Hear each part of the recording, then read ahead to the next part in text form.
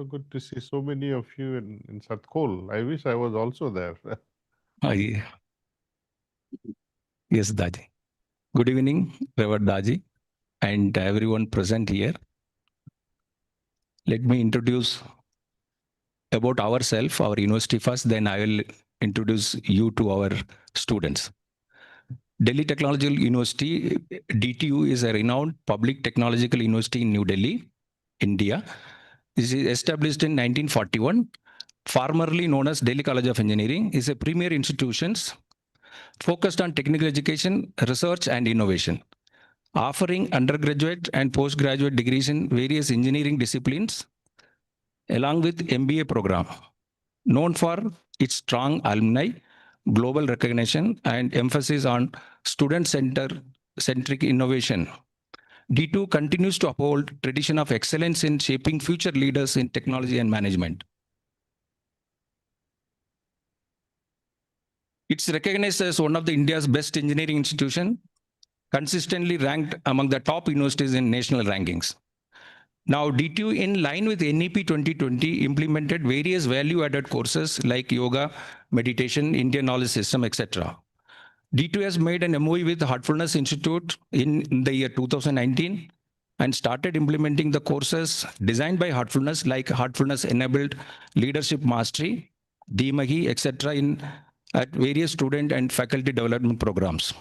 Regular individual and weekly group meditation sessions are being conducted, and retreat programs are also being organized at various Heartful Retreat Center. And this in Satkhol, this is the third retreat program, and various youth seminar at Kana Shantivanam. We seek continued support for further strengthening our activities in Heartfulness in other projects like sustainability, forestry, etc. This is a brief introduction about our university, Daji. Now let me introduce Daaji to our students. So today we are all fortunate to be in the presence of a personality who has won millions of hearts across the world. Reverend Daaji, whose full name is Kamlesh D. Patel, is the fourth in the line of Raj Yoga Masters within Sajmar system, also called Heartfulness. Daaji combines traditional spiritual teachings with modern scientific research, focusing on meditation's impact on mental well-being and emotional resilience, focusing on designing destiny, expanding consciousness through simple meditation techniques. Daaji was born in Gujarat, India on 28 September 1956. Daaji developed an interest in spirituality and meditation from young age. He met his guru Sri Ramchandra of Shahjahanpur, affectionately called as Babuji, in 1976, and later continued under Parthasarathi Rajagopalachari. After graduating, he moved to United States and had a successful career as a pharmacist in New York City before becoming full-time spiritual leader. Heartfulness meditation has expanded over more than 150 countries under his guidance, with a large spiritual retreat center named Kana Shantivanam in Hyderabad. He pays special attention to youth, connecting people from diverse backgrounds. In 2018, Daaji was conferred an honorary doctorate from Sri Venkateshwara University. In 2020, he received a Ramakrishna Bajaj Memorial Global Award from Priyadarshini Academy. In 2023, he has awarded Padma Bhushan, a civilian award given for distinguished service of highest order in India, as well as the UK India Triumph Awards from ABPL Group. In 2024, Daaji was recognized as Global Ambassador of Peace Building and Faith by Commonwealth and granted Freedom of City of London by the City of London Convention. And he has authored many books, Heartfulness Way, Designing Destiny, and The Power of Paradox, and recently the Heartfulness Way book too. So we are happy to welcome you, Daaji, for our students to have a word with us. Thank you so much for accepting our invitation to be with us. Thank you so much. Thank you. Let's begin with whatever questions you may have.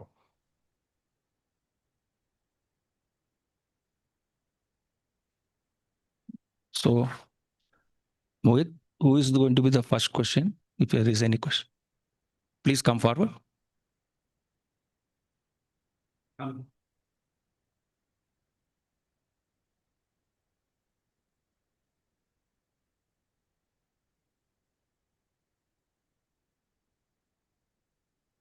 Good evening, sir.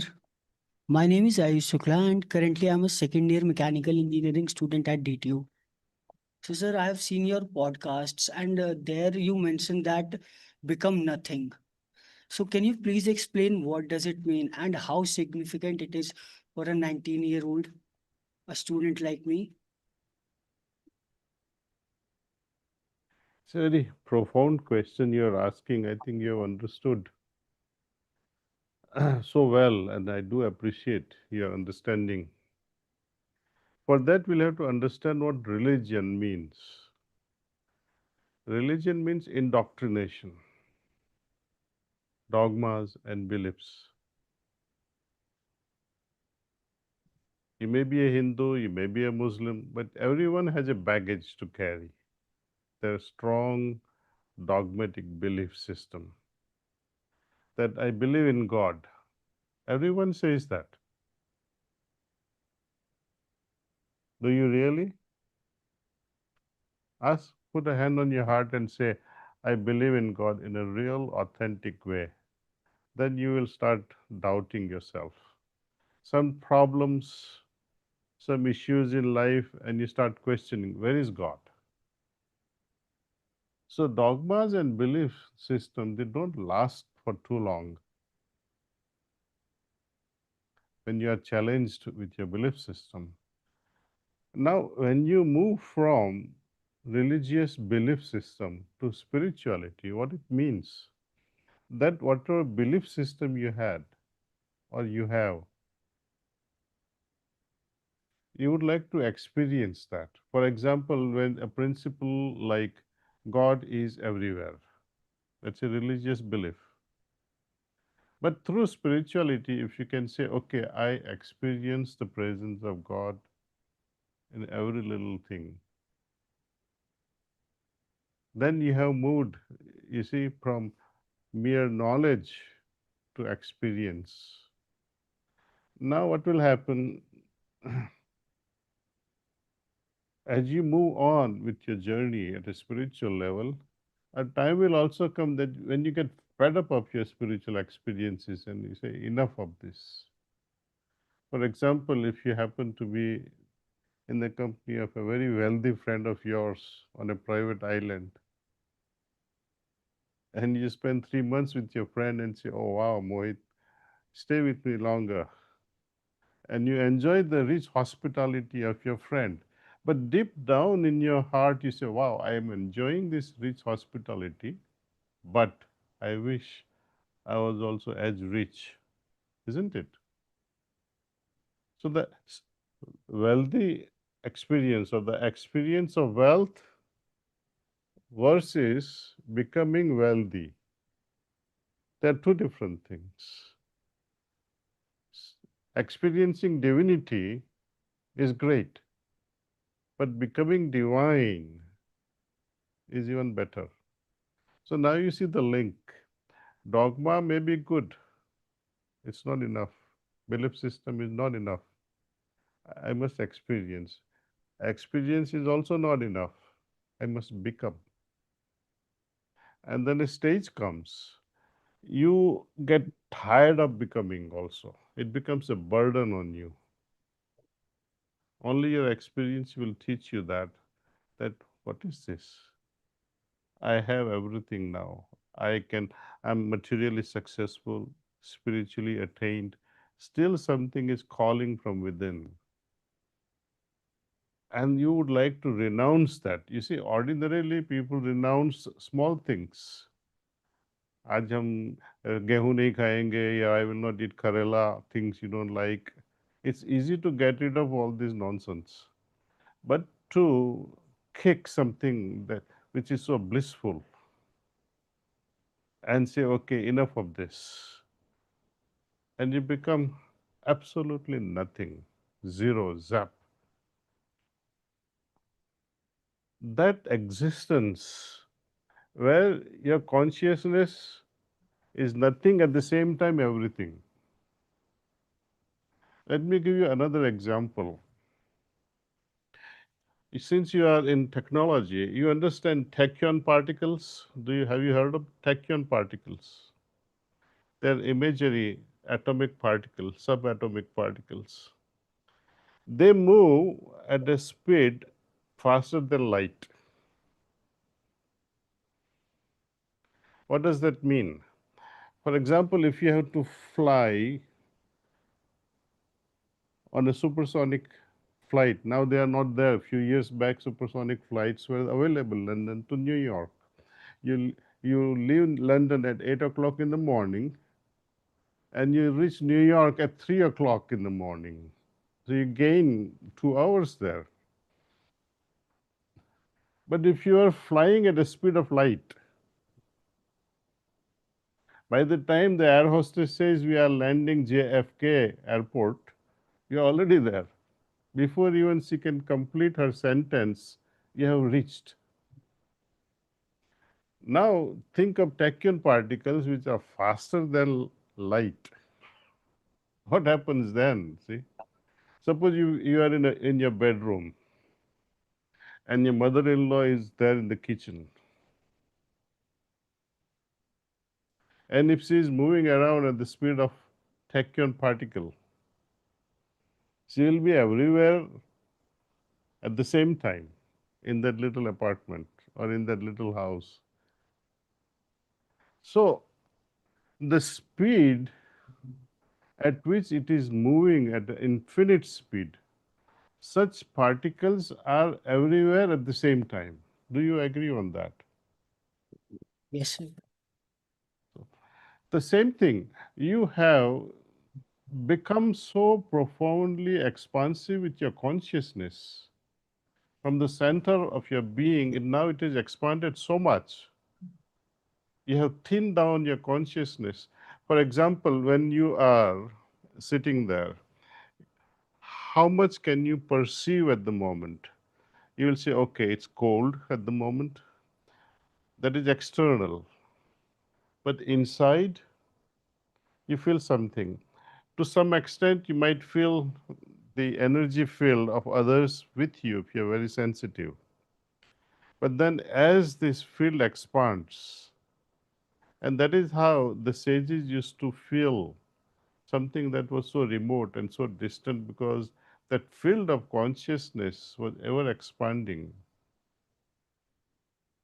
And as you expand things, you become thinner and thinner with density of a thing. To zero the density of the thing, you have expanded yourself infinitely. And you are able to perceive infinity then, see. So it's a fascinating spiritual science actually. Once you get into the groove of it, more you meditate and more you lose yourself, meaning the burden of your ego, you become more focused inside. The external dependency will drop off. But all the answers, solutions will come from within.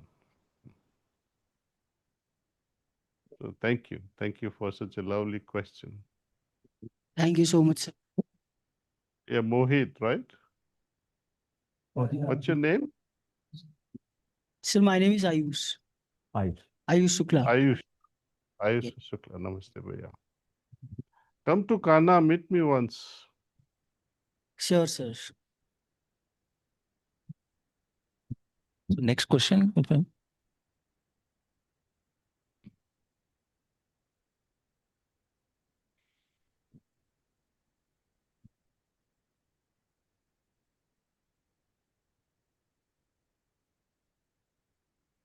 Namaste, sir. I am Namaste, Diva Bhaiya. from the Civil Engineering Department. And my question is, sir, when you yourself was a seeker and you have some obstacle, like how did you overcome that?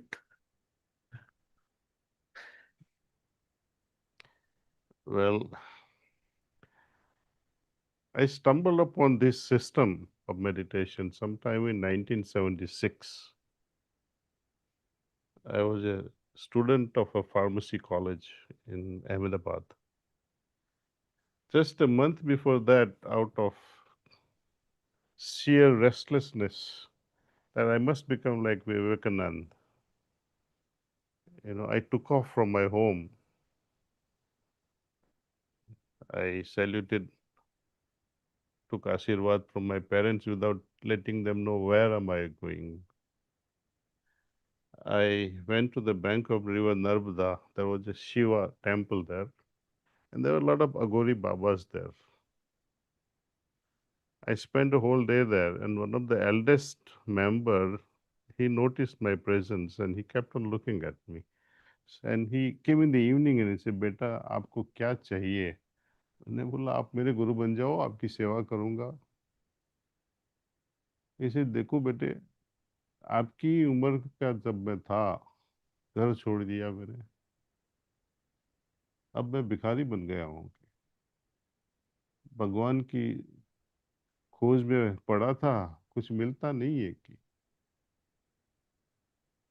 इस लोग सेवा करते हैं, भीख मांग के आते हैं, कहाँ सोना है, कहाँ रहना है, कहाँ से खाना आएगा, उसकी चिंता में ही पड़े रहते हैं। भगवान तो भूल गए हैं।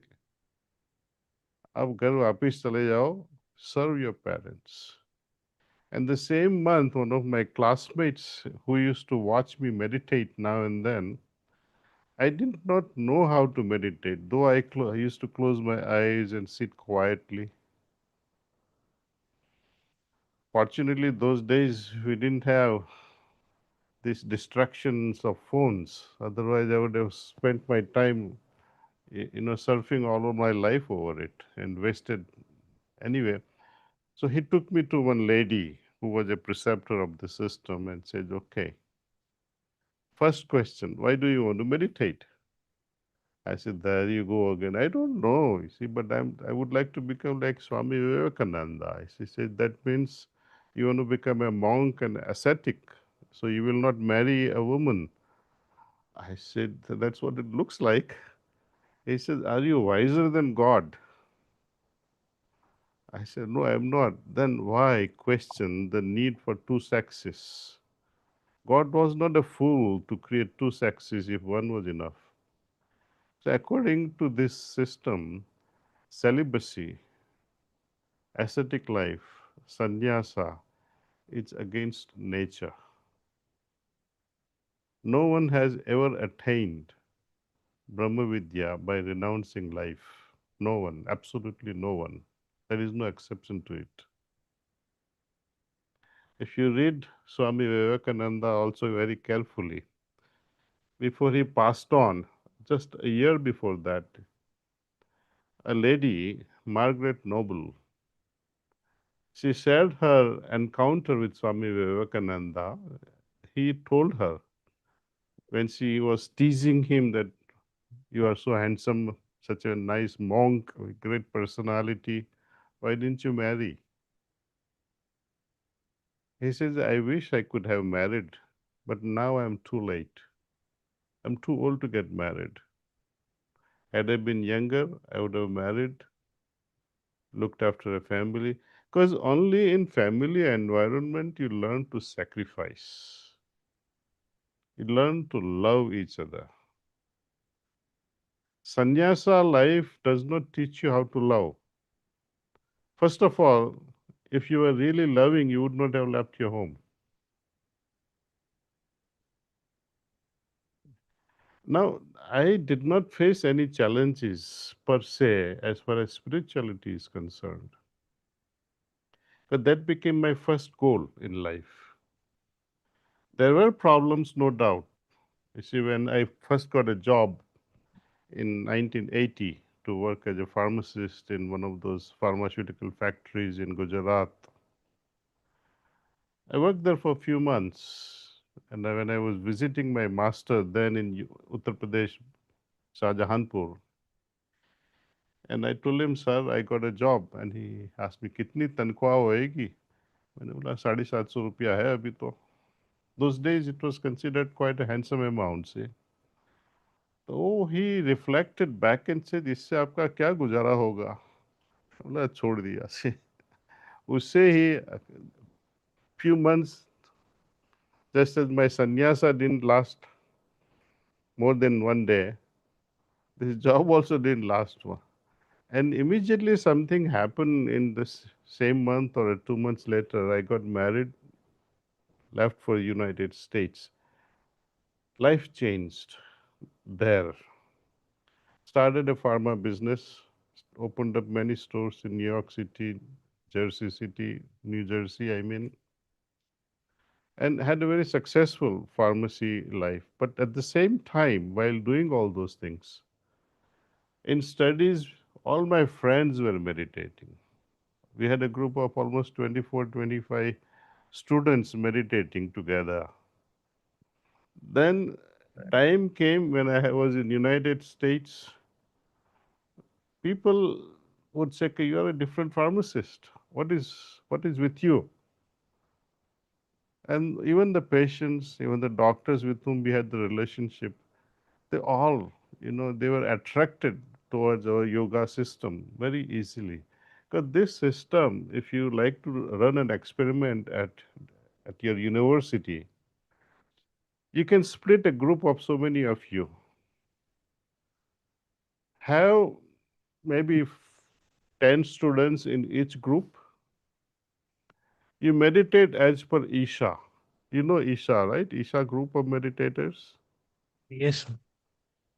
It is started by I mean, not Ravi Shankar, but Sadhguruji, Jaggi Vasudevan. He started that. So adopt that philosophy and meditate as per his system. And you may be wondering why this Daaji from Heartfulness is recommending Isha. Because I would like to have a scientific approach by the youth. I would not like you to have a blind faith unnecessarily.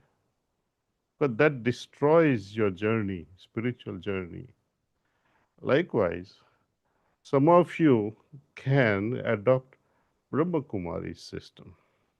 Meditate as per their system for 1 week and switch to Sri Sri. Try all the systems. Try heartfulness. But you have already tried it, I suppose. So form the group with the other youngsters that you may have in your university. Let them write their encounters, their personal experiences, and you conclude it from that. That which is beneficial for me. You may be attracted towards something else. And I had done this experimentation at Drexel University in Philadelphia in 2003. They tried all these systems, students, and they definitely concluded that this is the thing. Heartfulness is the most effective pathway, is the simplest, and there are no unnecessary rituals, and most importantly, no money is involved. There is no Guru Dakshina that Daaji is ever going to ask and say, "Give me some money." No, it will never happen. One of these guys in United States when my master was visiting in 1972, one gentleman, local American, ended up giving $50 to Babuji Maharaj. And Babuji Maharaj said, "What is this?" Because he had never seen a $50 bill in his life. Because those days in 1972, no Indian citizen was allowed to take more than $20 out of the country. It was very regulated RBI affair. So he had never seen $50 bill. And they said, "Why are you giving me this?" He said, "You're going to give me liberation, isn't it?" Then Babuji, he became very silent and he responded. He said, "God is not for sale. If God was for sale, how much would you pay? And if you could pay, why do you need God?" Now, when you said, if I had any difficulties, my dear friend, difficulties will always be there in life. Remember how much difficulty you had before getting admission in this university. Afterward, you'll have difficulty finding a job.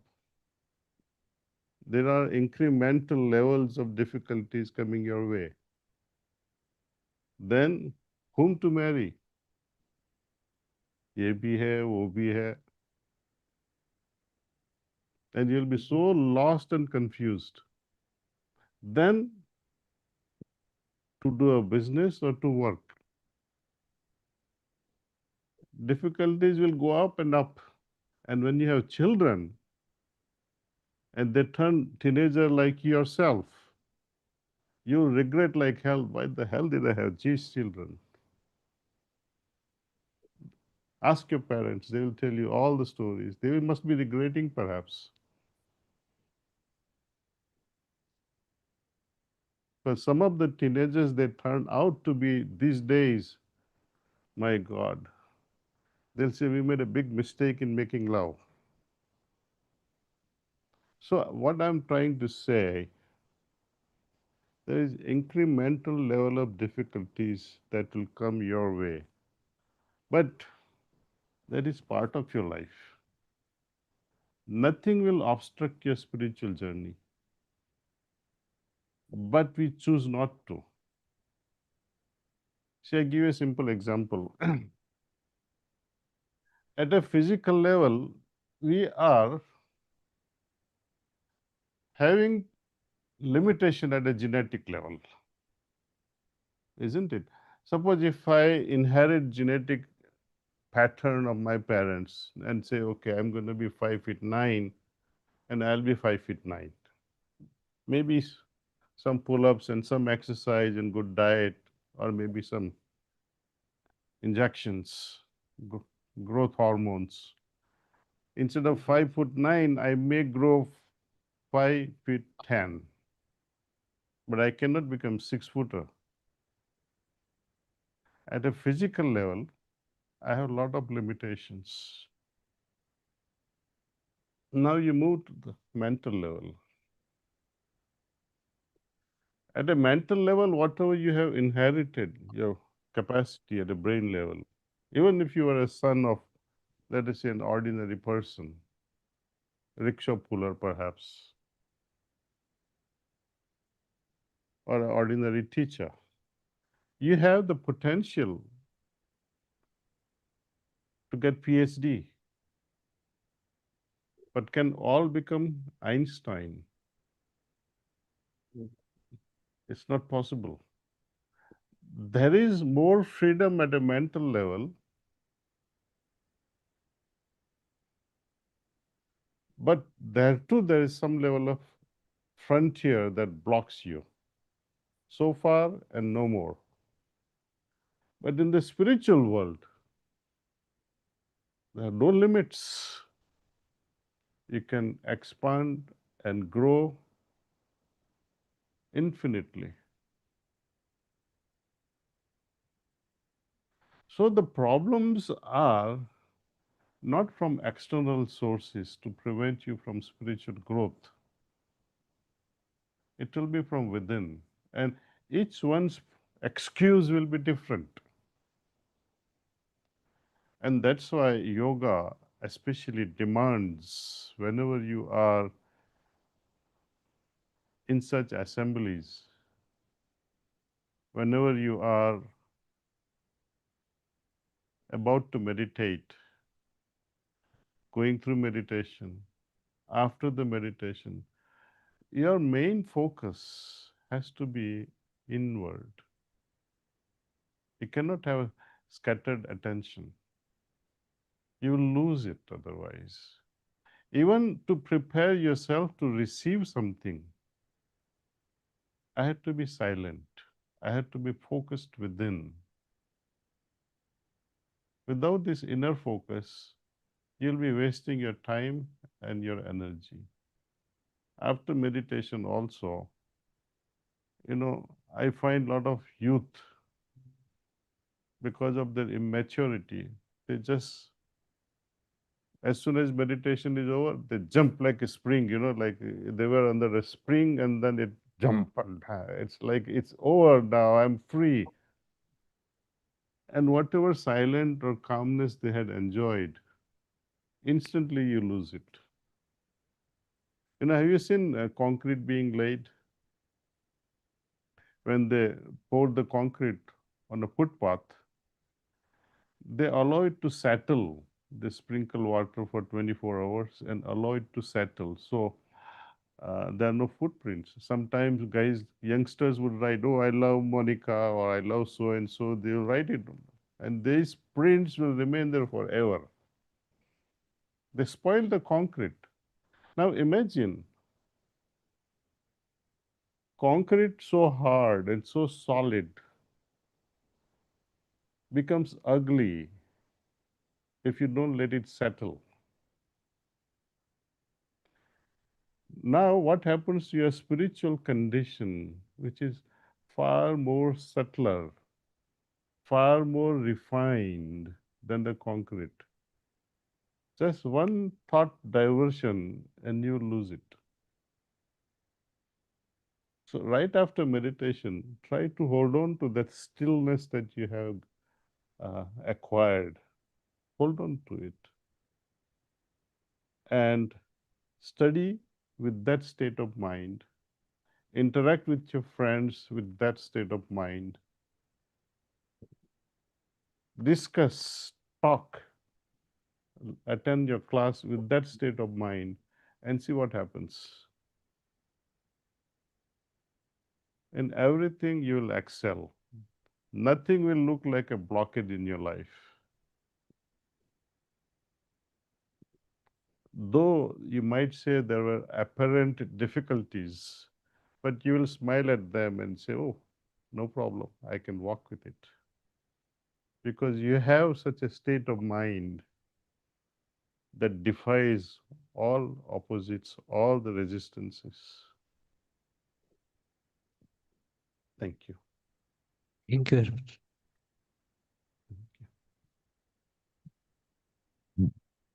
Daji, can we have one more question? If it's interesting one. Okay.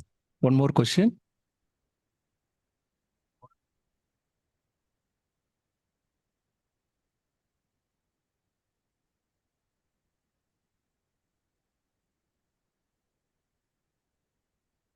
Namaste, Daaji.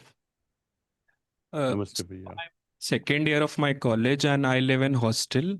And my mother always tell me that before going to the class, you should go and worship. But I always end up getting late. So sometimes I go and sometimes I miss.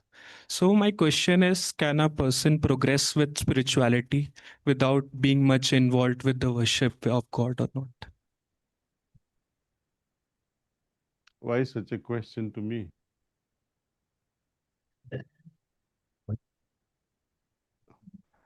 Are you doubting your worship?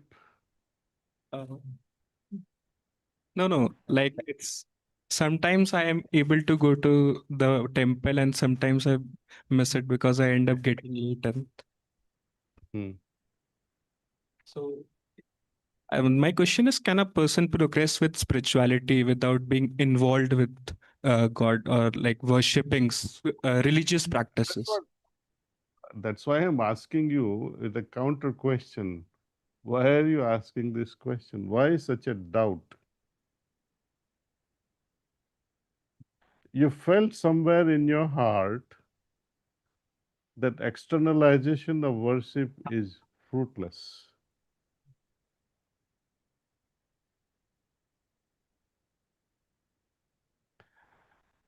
You can surf, right? You know how to Google. Find out. I think you're the best candidates for this. In Sanatana Dharma, during Vedic times, how many temples were there? Number 82. Can you turn on your phone, please? Please turn it on and surf and ask a question. How many temples were there during Sanatana period? And I apologize for shouting at you. Please forgive me. Now you can search.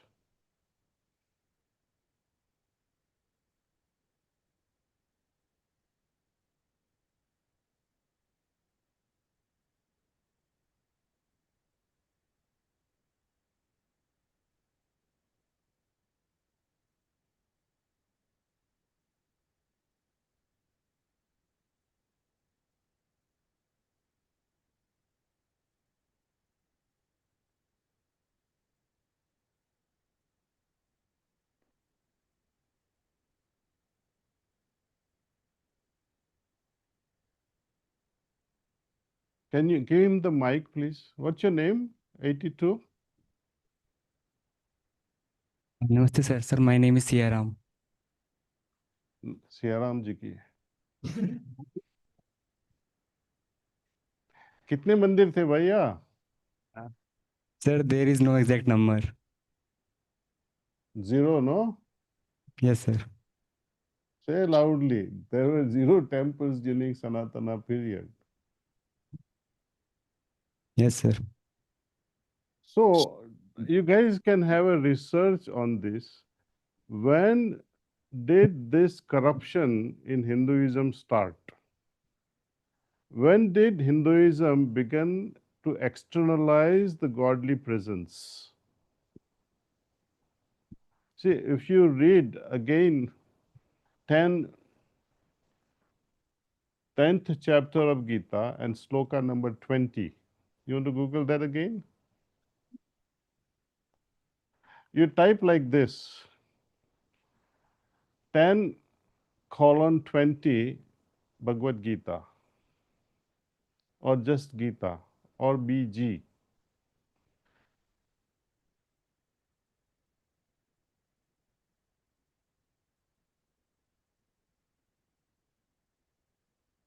Sir, can you repeat again? You type 10 Yes, sir. dash 20 BG, B for boy, G for girl. Okay, sir.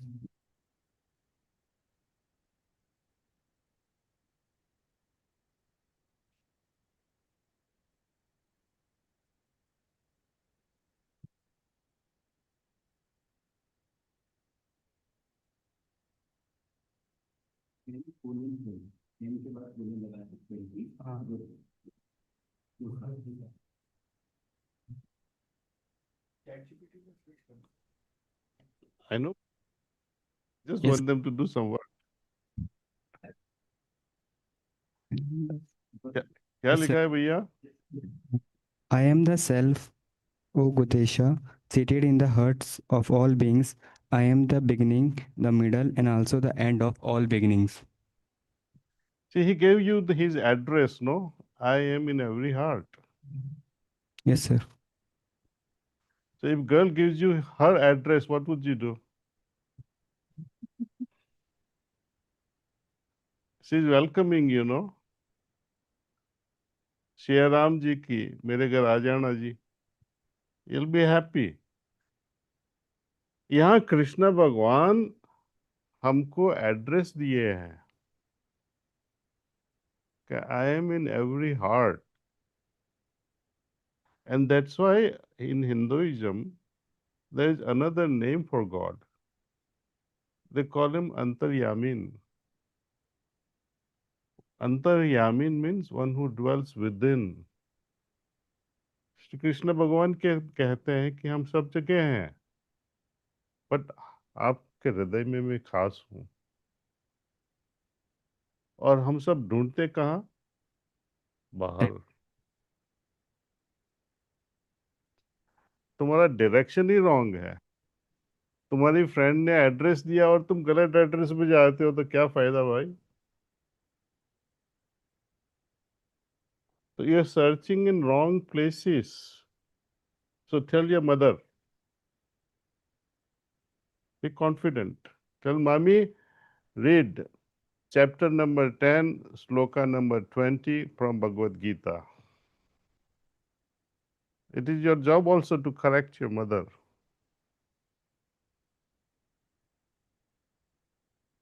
And even when you don't have time, how long does it take to do pranams to your God who is inside you? That I do in my room, like at Beautiful. Let's continue doing that. That you can do even when the professor is teaching you in the class. Inwardly be attentive to that presence inside.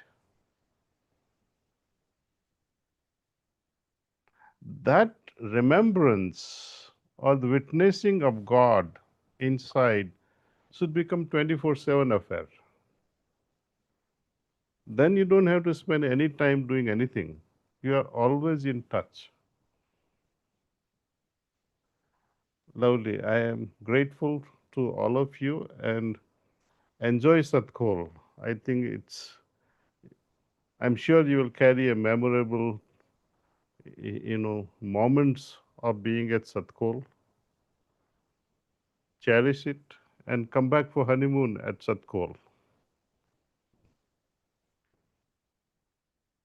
You guys are not laughing. Isn't it a great place for honeymoon?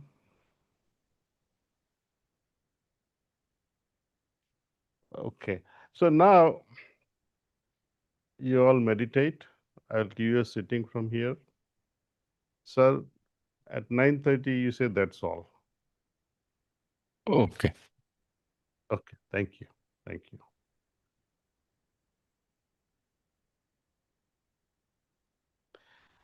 Okay. I'm sorry, Siaram, and we will meditate now. Okay. Please start meditation.